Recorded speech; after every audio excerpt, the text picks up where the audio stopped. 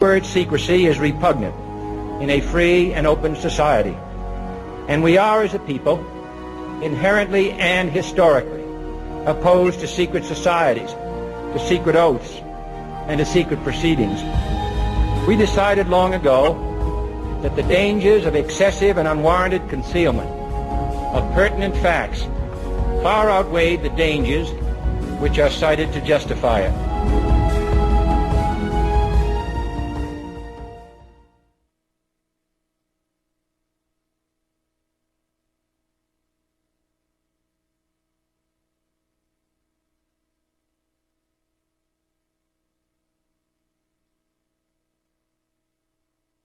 Hi, Dane. This is GeoEngineering Watch Radio. Dane, if you're speaking, we're not getting any audio through right now. I just wanted to check and see if you might mute it on your end. Just wanted to double check.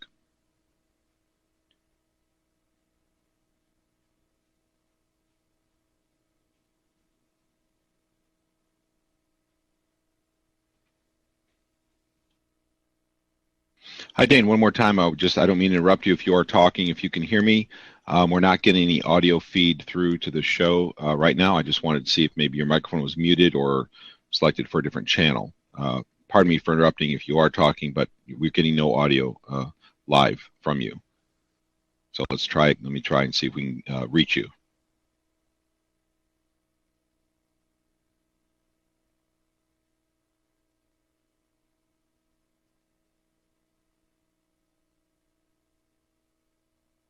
Hi, this is Russ from GeoEngineering Watch Radio. Sorry for the technical difficulties. We're trying to get Dane connected here. We're having a little audio problem here, but we're going to go ahead and carry forward.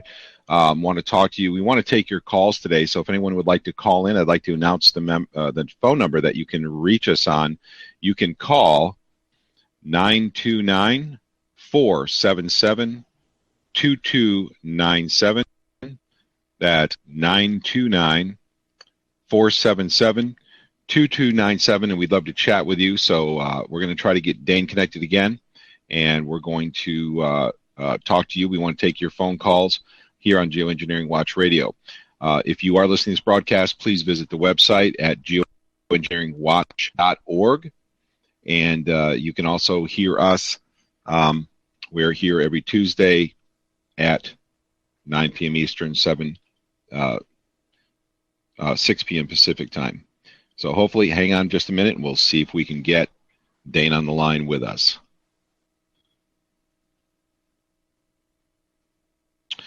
All right. I'm wondering, as we're working on getting Dane in on the line with us, I'm wondering if we could talk about some events that are going on. We're talking about geoengineering here on GeoEngineering Watch Radio. This is, for those who are new, the lines in the sky that you see coming out of the jets. They also often refer to them as contrails. We've referred to them as geoengineering or stratospheric geoengineering. Sometimes it's referred to as SAG. These are what we deal with on this program. And Dane is the major contributor of geoengineeringwatch.org. So I do encourage you to go there, and please send your friends there to check out the articles. Read. There's articles there pretty much every day.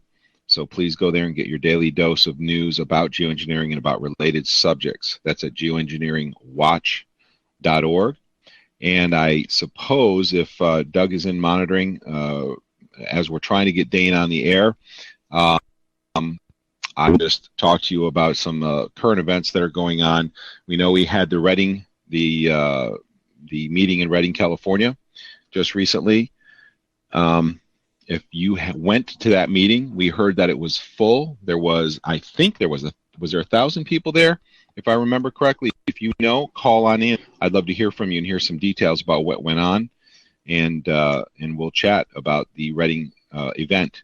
This was an event that talked about the ongoing geoengineering programs, had a tremendous turnout, and I also want to remind everybody that people are trying to organize. There are people in cities across the United States and in Europe who want to have monthly demonstrations, go out, stand with signs, and wake up the public in general.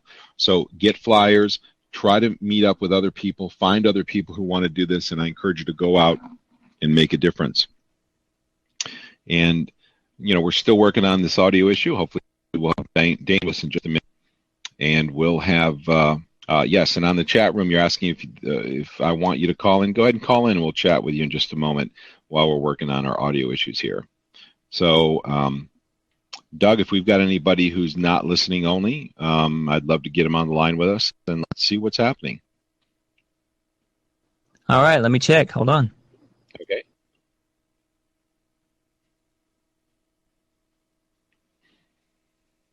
In the meantime, while we're working on getting a caller hooked up, I do encourage you to go to geoengineeringwatch.org website.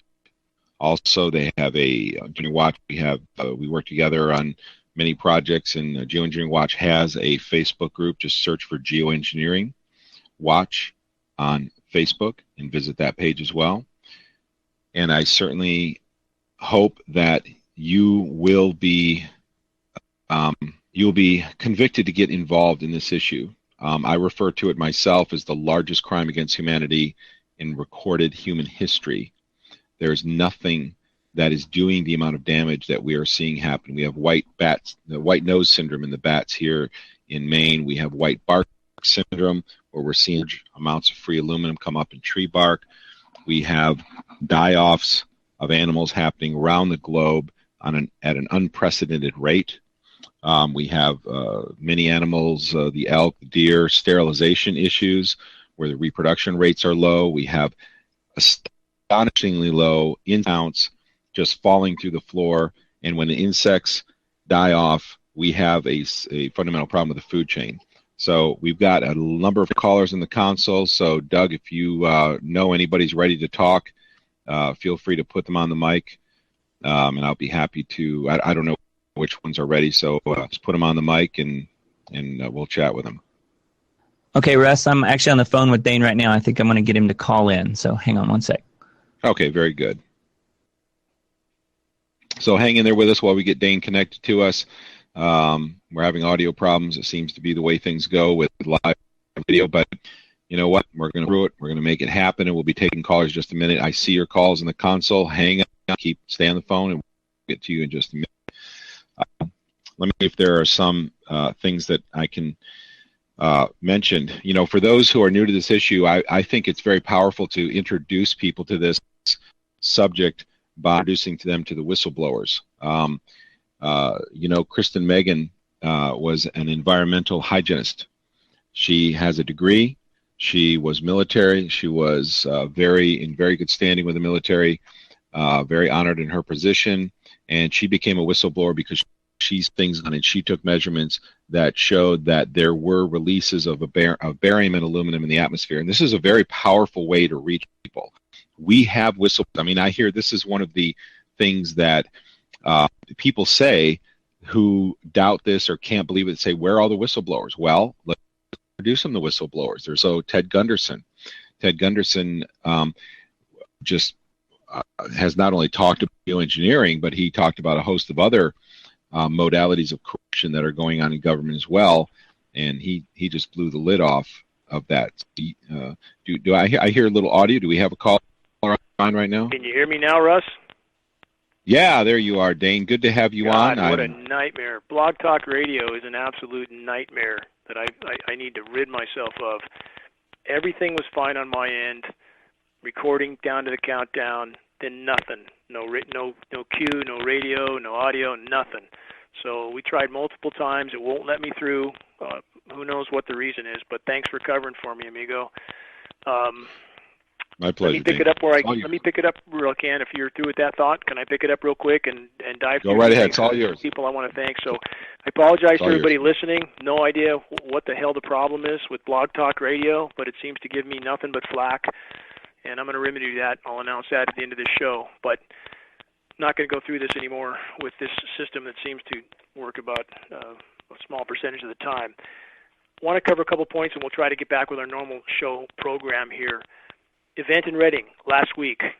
It went off, I think, very well, and that's because of the teamwork of a great many people that came together to make that happen.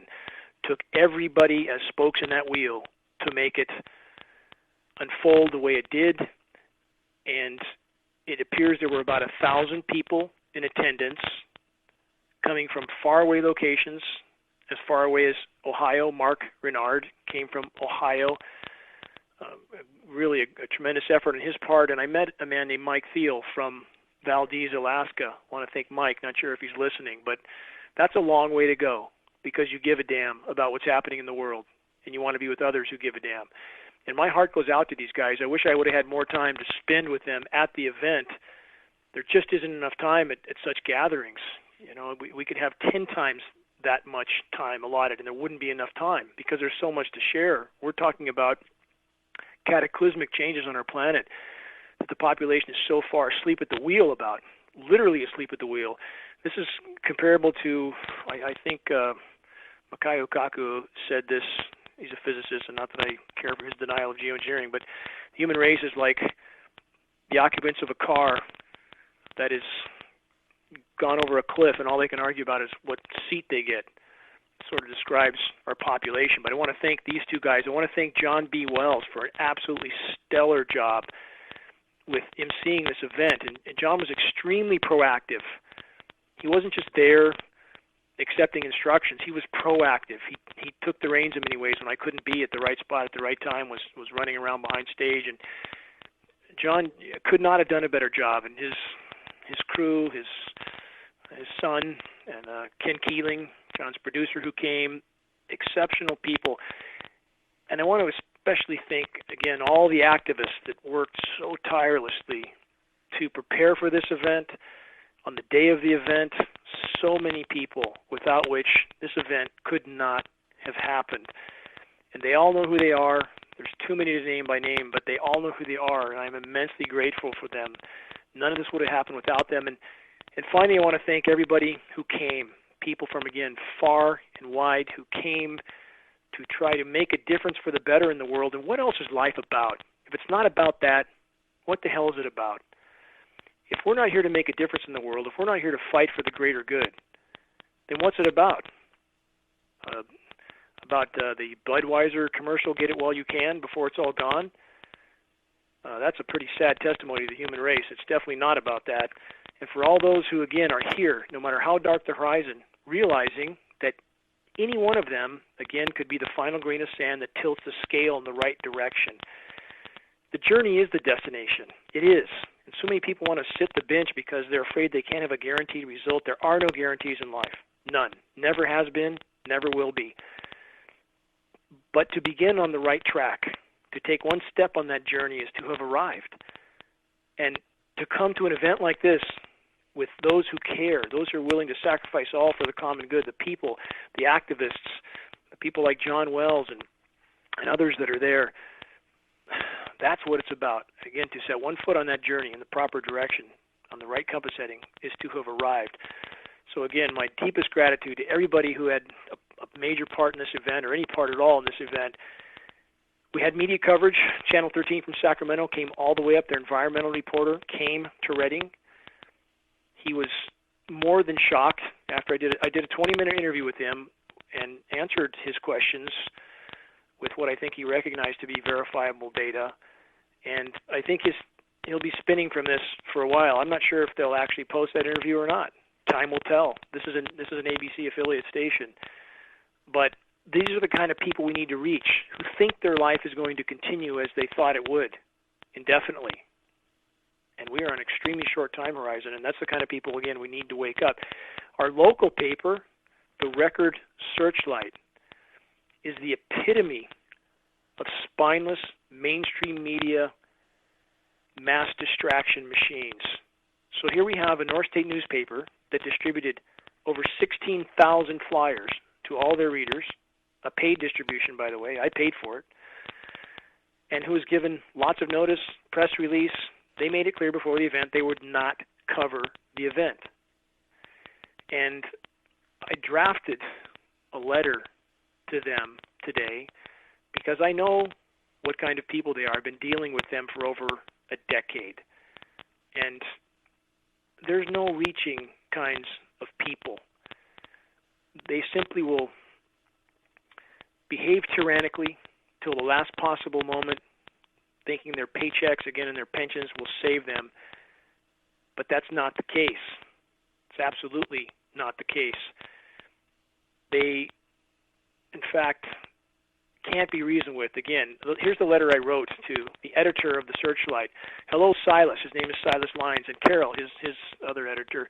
Hello, Silas and Carol. I would like to ask a question. How long will the record Searchlight spin, parentheses, or in this case, completely block critical information from public view, question mark? In spite of being given full notice of a major community event, in spite of the Searchlight being paid to advertise for this event, in spite of visitors from all over the country and numerous scientists attending this event, in spite of nearly 1,000 people present, the record Searchlight continues to behave in a completely irresponsible and inexcusable fashion.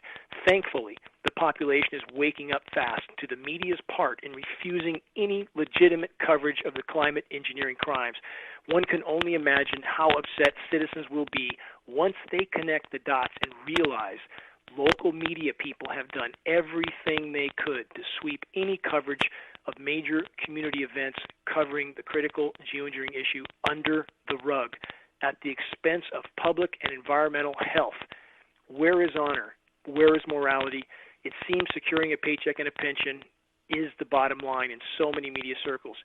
Reality cannot be hidden for much longer. The public will then demand answers from those that did their best to hide the truth along the way. We need to let these people know that we know they are hiding crimes that are stealing the future from not just our children, but from us.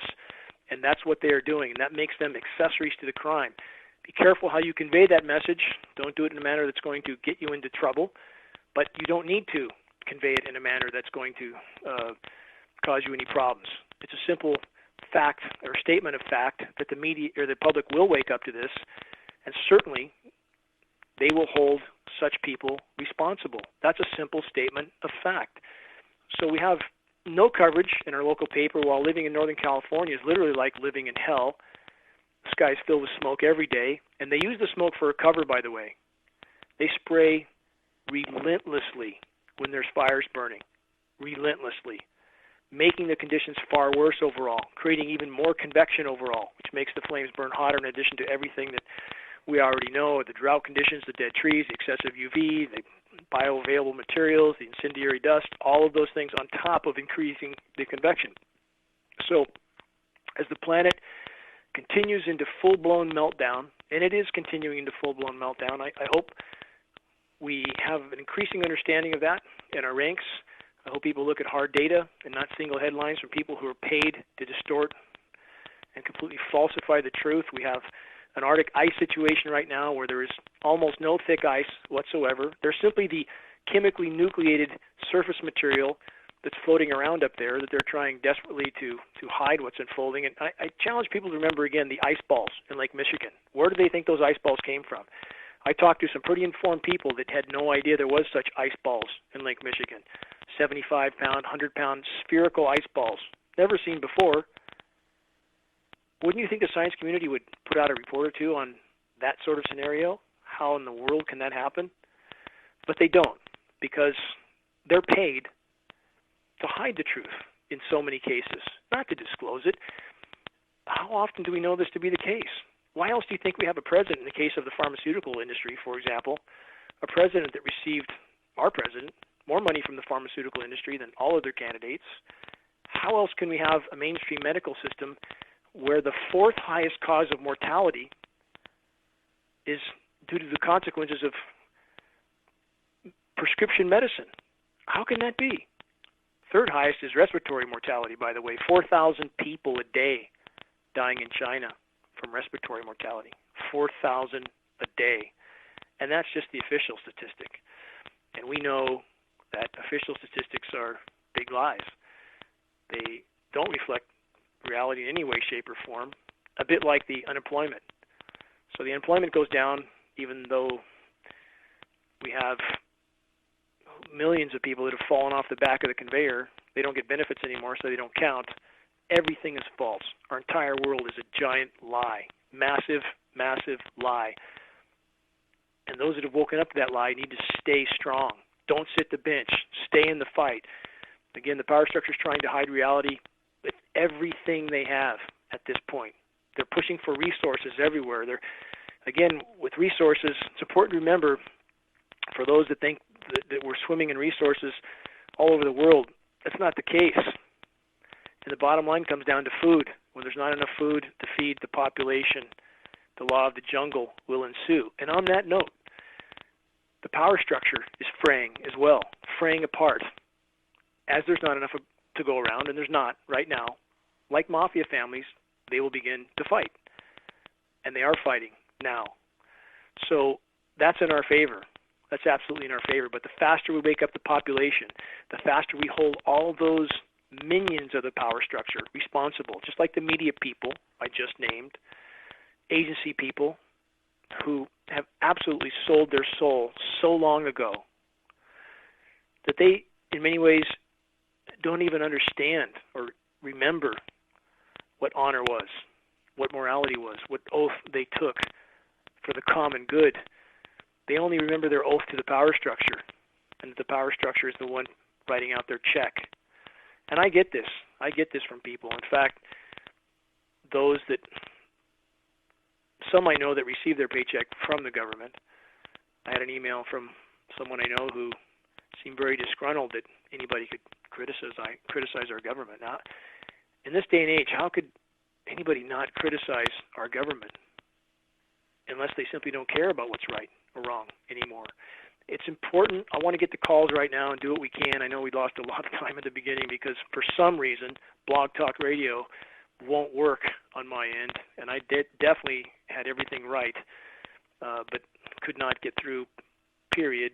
Tried multiple times. But in any event, we're all knee-deep on the deck of the Titanic, period. The faster we reach critical mass of awareness, no matter how dark the horizon, the more seeds of awareness we sow, the more we will change the flavor of what we face. Stand on solid ground, sow seeds that have the potential to sprout, and that means credible data. Let's all keep pulling in the right direction. Russ, thank you for covering. I appreciate that. Doug, thank you for your help. I don't know what, I have no idea what's wrong with Blog Talk, but both you guys there and everybody holding up okay? Yeah, doing okay. Holding up here, Dane. Spraying today was a nightmare. Anybody who looked up and knew what these trails really are, the sky today was covered. They just spread out across the sky, partly overcast conditions because of the spraying. When you look off in the distance, Dane, you're talking about how the smoke is camouflaging.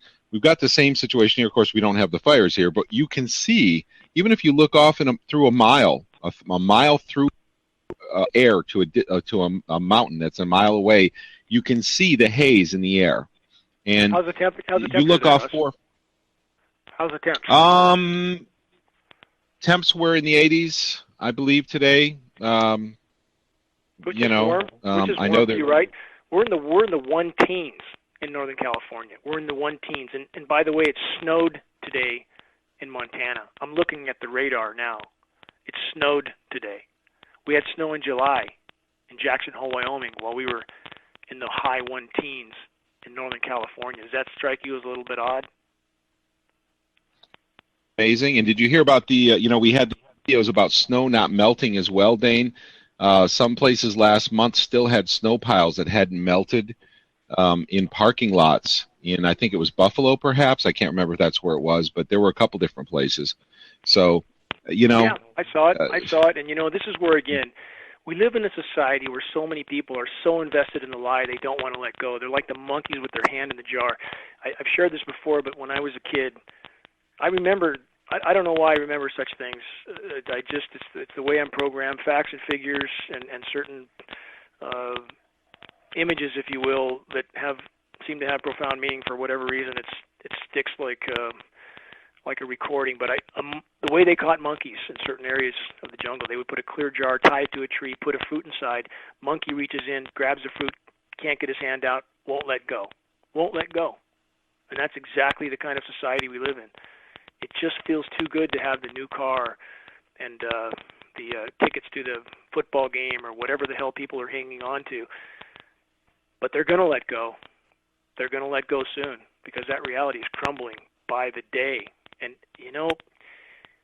I asked this. I had a friend once, Russ, maybe, or Doug, if you're listening too, I know maybe you could share your insight in this, and we'll take some calls. But I had a friend that I've known for 30 years recently tell me that he thought I was sick for hoping for the current system to collapse. And my response to him was this: who's sick?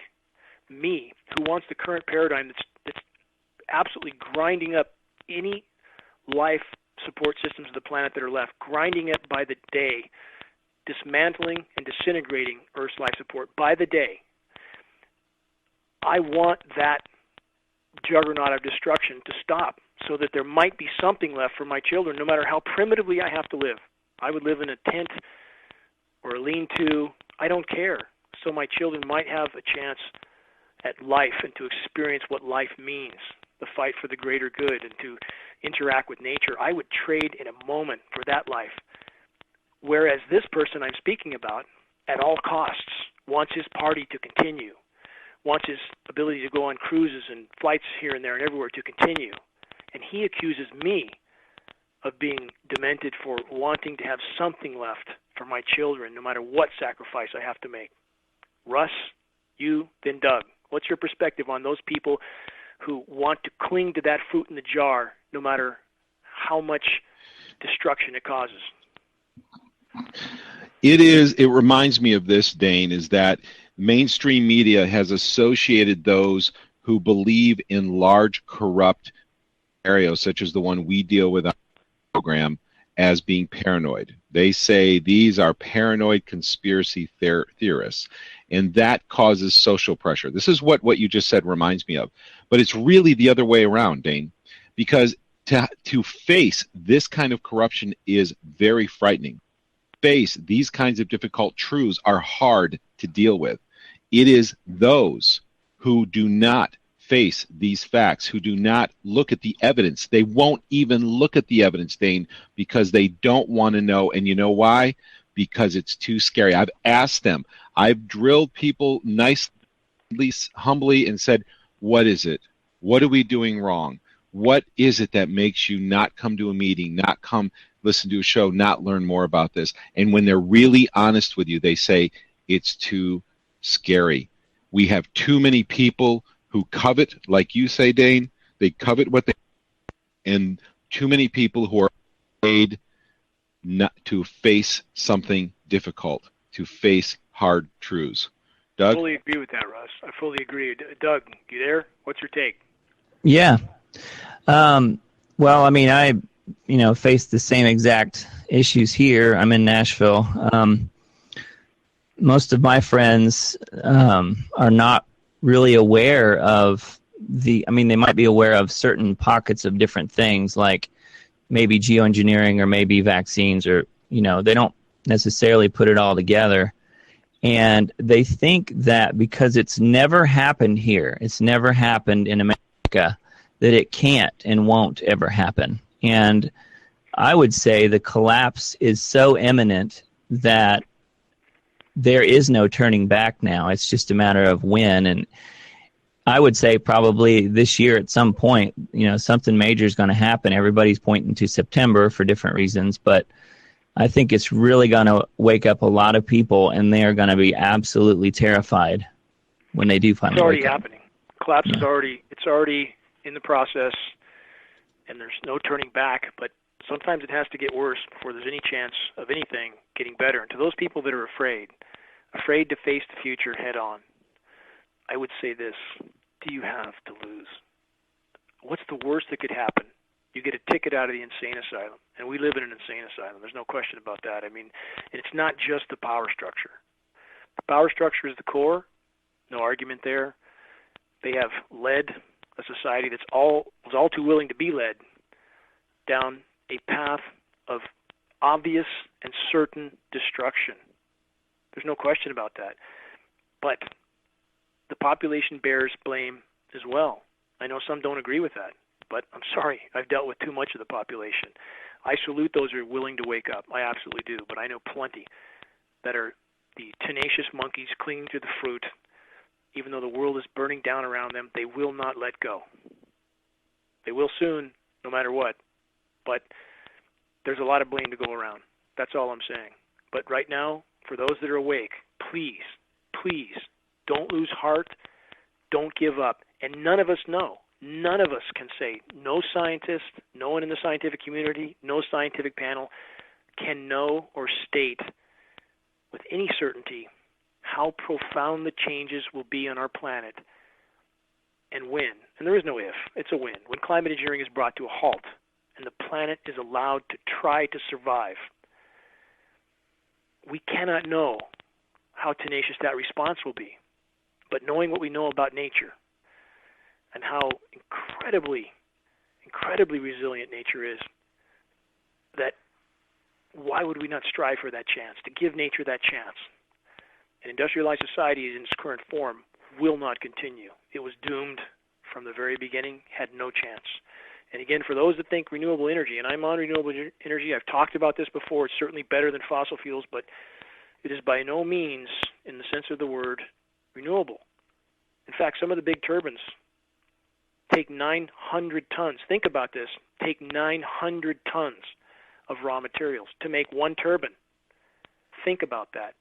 In the production of solar panels, some of the gases used are exponentially worse than almost any other form of atmospheric pollution. Hexafluoroethane, 12,000 times more potent than CO2 as a greenhouse gas. Nitrogen trifluoride, 17,000 times more potent than CO2 as a greenhouse gas.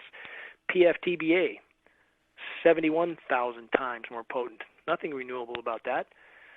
Again, it's a better alternative than fossil fuels, but the bottom line is we're all living in a delusion, and the wake-up is here. Russ, Doug, if there's I don't have my screen in front of me anymore. If we have any callers, maybe you could let me know. Yeah, I've got Lori from Reading on the phone, actually. Oh, Lori was an immense help at the event. Can you please put her on? Yep. Hey, good evening, Dane, Russ, and Doug. Thank you so much. And I will take the baton on the topic that you just shared about the mafia infraying family scenario. What a great metaphor. It's happening, in my opinion, in media. Today we had a very interesting approach with our local newspaper. We're a small town, maybe 100,000 people, one newspaper mainly, and they refused to print not one word of this entire event. Two families came from Europe, and people from all different parts of the country, as Dane mentioned, Alaska. There were people that couldn't find parking and couldn't make the event. It was a packed full house. That's newsworthy in a small town.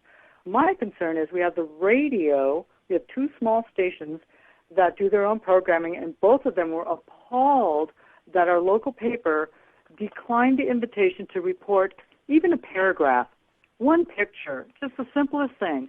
So they both called out on the local newspaper. It's called the Record Searchlight. A colleague of mine who's also an activist approached one of the editors, and I had the opportunity today to talk to another editor. And I am stunned at the level of where they're at. They're still using the word that we've avoided for a long time, chemtrail. They still use the word conspiracy, and I had to do everything in my power not to have him hang up on me. I mean, I really engaged him, and I was begging and pleading that it's not too late to cover this because they will soon be in deep, hot trouble once the masses awaken. This is what Dane has been saying for the longest time. It is going to be a very ugly picture when everybody starts to go, what the hell? Well, you see, I've dealt with them for a long time, and you see from the letter I wrote to them, and I did CC everybody, I've been dealing with these people, specifically the editor of that paper, for about 10 years. I know what I'm dealing with these people. And the only thing they will understand is when their parking lot is absolutely filled with people that are demanding accountability from their part in these crimes. And they are part of these crimes at this point, absolutely part. So I hope people, you can look that up, the Record Searchlight, Reading, California. Anybody listening, reach the editor, Silas Lyons, excuse me. Yeah, let's. By all means, put it on. Yeah. Read it. Because we don't have a lot of time. The area code is 530-225-8210. And thank you so much. I know one of our colleagues, one of your attorneys that showed up for this important event, his wife was sick the entire affair, never got to leave her hotel room because she was so compromised by the air quality and the fire and We don't know what they're doing above because we cannot photograph during this mess in the skies right now. We're completely on our knees until this resolves. So I'm going to let you get back to your next callers, and thank you so much, Dane, and everyone else that's really putting this together. Everyone wants to have an event that just happened in Reading. They want to replicate, duplicate, and make it happen. And I don't know how to make the video come out quicker than it will, but that's all I'd like to share, and thank you, everyone. Thank you, Lori. Lori was, again, a really critical part. We have a lot of other activists, also a key part. Nothing could have happened without them. And as far as what people can do everywhere, we gave away 1,000 DVDs, 1,000 commercial copies. The event was free, gave away several thousand flyers. Those DVDs can be duplicated. Anybody in any area, hold viewings. There's 4 or 5 presentations on the DVD that was given out. Each of those could be a separate viewing. Hold viewings, get people to come, help them to duplicate those DVDs. Again, everything's free. Everything is can be freely duplicated. Spread those spot fires everywhere. So it's a group, a team effort, and now we should have a lot more material out there circulating. And in this area, again, that kind of media, I hope everybody can take the time to reach out to Silas Lyons. His email is S as in Sam. Make sure I got this right. S Lyons, L-Y, O-N, there it is, S-L-Y-O-N-S, S Lyons at Reading.com. Send him a message. Tell him what you think about his tyrannical behavior. And this should be done to everybody, everywhere, agency officials, all those that are towing the lie. Towing the lie while the planet is systematically snuffed out. Reach out to all of them, absolutely all of them. But there's a good start right there. So, Doug, we got anybody else online? I can't yeah, right I've got Rick from L.A. Oh, hello. Am I on? Hello, Rick. Oh, hi, Dane, Doug, and Russ. Dane, I'm so happy. I'm so broke I couldn't get up there. I was thinking about getting someone to drive me up there and pay them back later, but I'm just so happy that the thing went off so well. I just have a couple things to say. As far as this denial thing, I've told people right to their face, look, we're in the middle. We are well underway in a mass extinction event. And their response is, I don't want to go there. And my answer is, you are there. You don't have to go there. This is happening right now as I'm speaking to you. I'm not saying it makes a difference, but I think you're exactly right, Rick. I think you're exactly right. It's like you don't, and that euphemism, oh, gee, I don't want to go there. Well, you are there. You're breathing it. You're living it. You're being cooked alive by UV. It makes me really furious at times. And I do want to make a comment about the summer here. Last summer was really bad. This summer, the temperatures are not as hot, but the heat's worse. And all I can attribute it to, based on the findings you and your team have come up with on UV, it's got to be this UV. Because, really, I can't stand more than 2 or 3 minutes of it. The UV is off the scale, and although Southern California has had the benefit of there can be called the benefit of a warming ocean and some unexpected and unusual rainfall that's cooled things down a bit, the rest of the planet is in, again, total meltdown. Wet bulb temperatures all over the globe. Wet bulb is the threshold at which the human organism does not survive well. It's a temperature and humidity combination that puts the heat index through the roof, like what we just had in the Middle East with heat indexes of 165 or right. more, 165. So it's warm everywhere else, but your statement, Rick, about the necessity of putting the rubber to the road, that we can't sit around and think happy thoughts. It's good to meditate, not taking that away. It is good. It is absolutely imperative that we take the time to engage in that sort of activity as well. But you have to put the rubber to the road.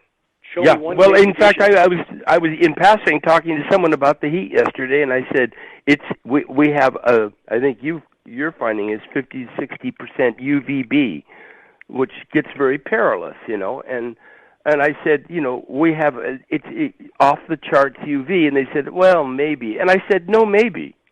The instruments don't lie, So I not think only instruments, but the bark on the trees don't lie. The bark on the dead trees, plankton exactly. don't lie.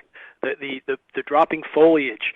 I mean, everywhere we look, we see absolute cataclysm unfolding, and it is very, very non-linear. We just saw an event today in China that the rain left foam in the streets, and it looks like we think that that's surfactants, a material that's used as an effect on water molecules as part of the spraying operations. At this point, who knows what they're doing in the experiment? But again, I'm sorry, I didn't mean to interrupt. I have a couple other comments here. I took a train ride last week, short train ride from the valley here up to near Santa Barbara. Half of it was right on the Pacific Ocean, Amtrak train. Massive spraying, unbelievable. The whipped up EMF or RF radiation whipped up cotton candy clouds, which we've seen for years. But what was astounding is that from up in the sky at altitude all the way to the surface of the water, it was continuous particulate. And how did the trees look on that train ride? Well, the whole coast. I beg your pardon? Hard to see at that speed. I was just looking at the ocean. The ocean looks dead. I don't know. I mean, I've learned so much from your research about, the algae blooms and about plankton die-off, and all the marine life washing ashore. But I just looked at it, and it just doesn't look lively like the ocean used to look like. And yet there are people out there surfing and they're laughing. And I said, where do I live? What planet am I on here? You're exactly right. All the way around, it's not just here. You have, even in the Caribbean, islands there are being inundated with dead seaweed, washing up everywhere. That's the habitat for everything that lives in the oceans. I mean, from every direction, the biosphere is imploding, and yes. And I have two final questions here. I'll make them quick. It seems to me, Dane, I mean, we have all these feedback loops in the Arctic and elsewhere, and the methane and the ozone hole, and the behavior of these loops is not on a 50-year projection linear graph, as you have said. It's off the charts and it's going exponential. So it's extrapolating from that. More could happen in 1 year from now, or in the next year, than happened in the last 5 years. Would that be correct? Or 50 years. Yeah. I mean, it's that bad. So you're exactly right. That's important for people to understand and remember. That's why we have to make every day count in the battle. Again, the greatest leap we could take in the right directions on all fronts is to stop this issue. This issue would more profoundly affect everything else across the board. Russ, Doug, any questions for Rick before we let Rick go? I was going to mention to Rick, you're talking about the UV. I'm getting reports from people in different parts of the world sporadically. We're getting people who go out in the sun for an hour with blisters, burning, itching. This happened before, never sensitivities. So I'm getting it. I don't know if there are holes opening up randomly here or there in the upper layers, ozone layer or something. I don't know what's going on, but I'm hearing this, a steady stream of different reports here and there randomly appearing. Also, Rick, what you said, people don't want to go, don't want to be involved in this fight. A lot of people have also said to me over the past few years, and this isn't happening so much anymore because people are catching on that this is the issue. But what they have said to me is they said, I don't want to be targeted. What if I get out there and I do a radio show or, hold up and I'm targeted? And I say to them, targeted. You are already targeted. Your lifespan has already been shortened. Your children's lives have already been fundamentally changed. You've already been induced with chemical toxicity, and in a few years, it's going to be exponentially worse. So you're already targeted. The price of doing nothing is infinitely greater than the thing. That's a great point. Now remember that, Russ. And one final thing, in terms of the sickness, I suffered from this thing too. But I think the driving force in the ill feeling, beyond all this nanoparticulate we've taken into our body, are these frequencies. Because I've noticed, I can feel horrible, and there'll be a sudden break in the frequencies, and I suddenly feel a lot better. So I just want to throw that out and one final thing, Russ, I have you as Skype contact, and you have my Skype. So I'll try, because I have more I want to pass on to you about that, and I will Skype you soon. Thanks, Rick. Thanks for your call. Please do. We have Please do. just a few minutes left. I want to try to get Okay, Dane, thanks a lot. Thanks a lot. Thank you, Rick. I want to try to get it. Doug, looks like we've got Michael from Canada. We got Buckley, so let's try to get both. You can grab, I'm not sure who's been on longer, but... Yeah, we've got about just over 10 minutes left. So let's try to grab either Buckley or Michael if they're... Here's Michael. Yeah. Okay. Okay, yeah, I'll go try and be quick then. So first, you can hear me, right?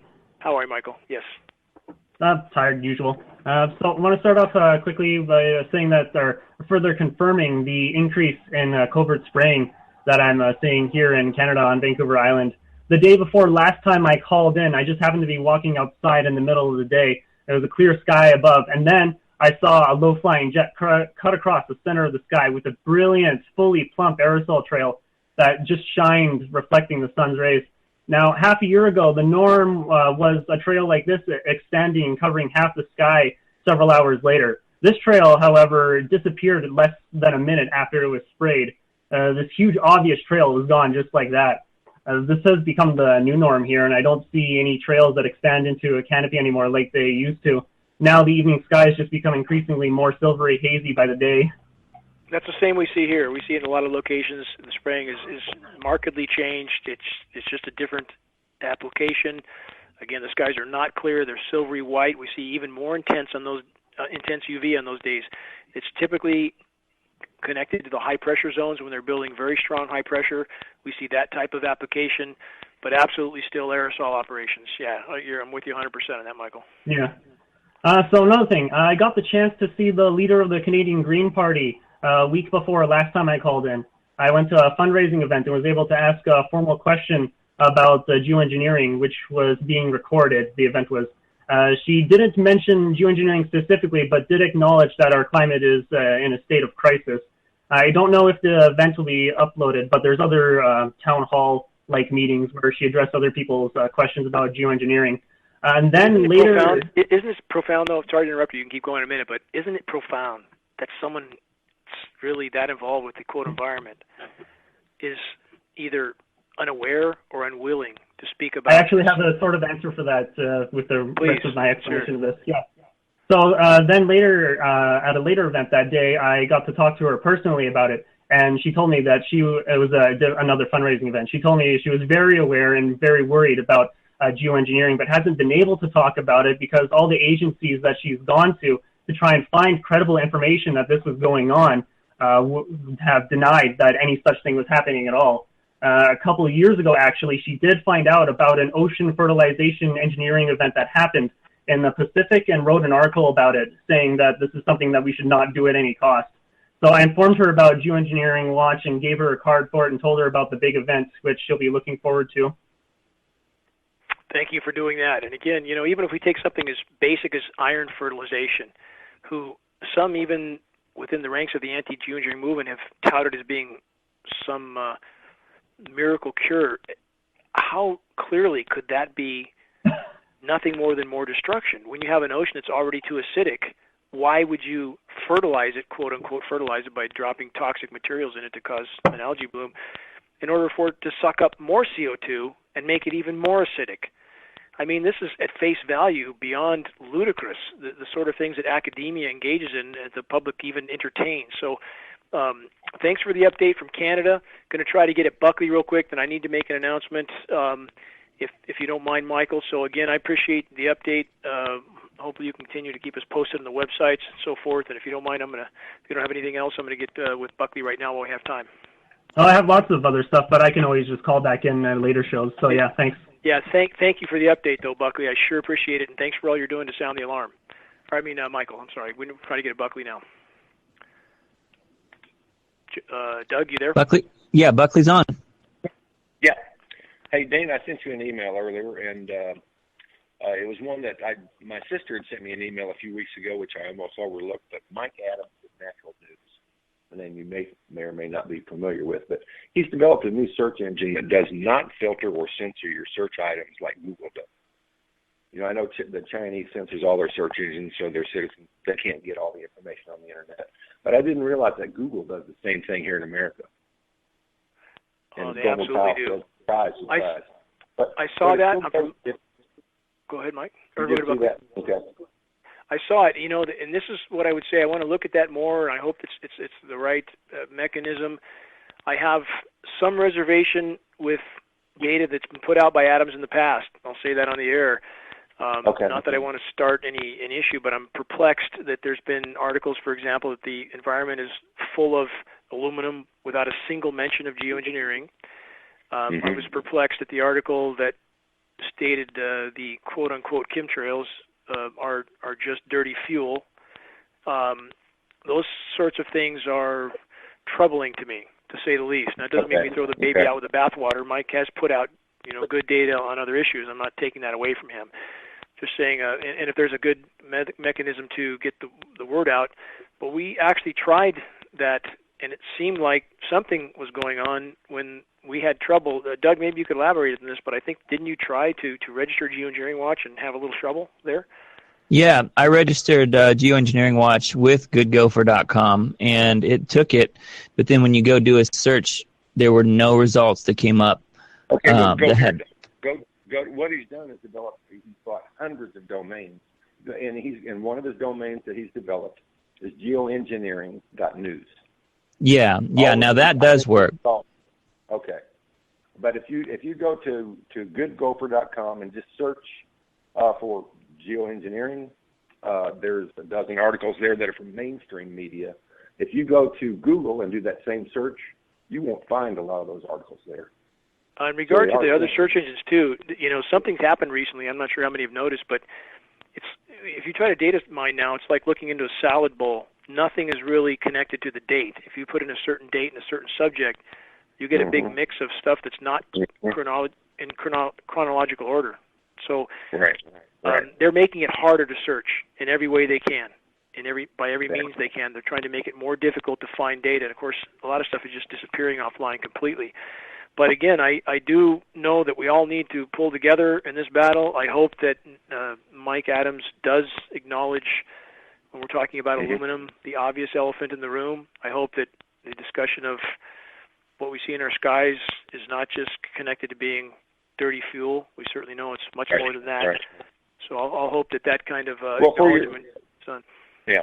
For your listeners, Dane, if they'll go to naturalnews.com and just search for Good Gopher, he has an 18-minute video there that explains exactly what he's trying to do. Start page is also a good one. Start page also has some benefits as well, and that's pretty easy to use. The start page is the one I've always used. Yeah, right. Yeah, so you can have some good chronological order there too. So, hey, but thanks for the heads up on that, Buckley. In the last couple of minutes here, I have an announcement to make that's pretty important. So, if I can get onto that, and again, thanks for the update, Buckley. I hope that everybody listening is understanding of a step I need to take in order to more efficiently and more effectively disseminate data. This will be the last Tuesday evening GeoWatch show.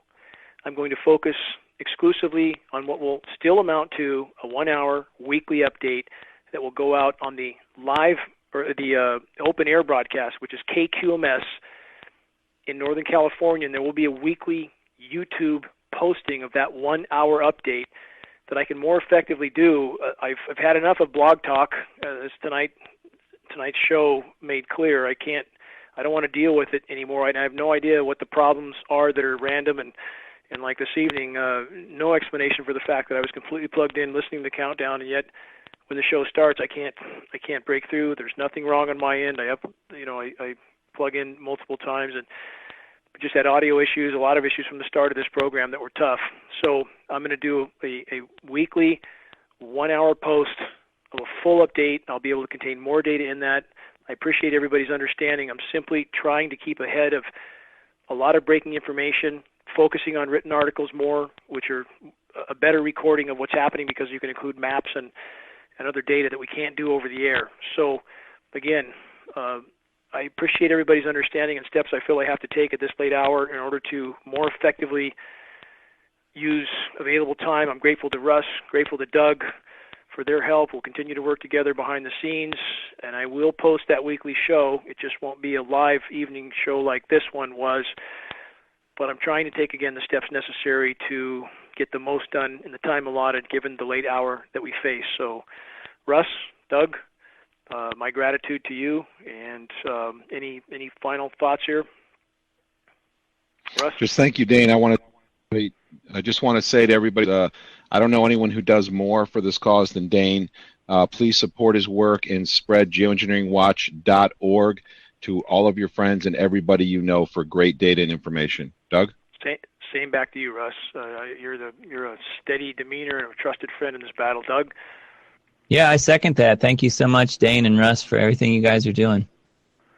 So again, my gratitude to both of you, and if we all work together, make every day count, sound the alarm.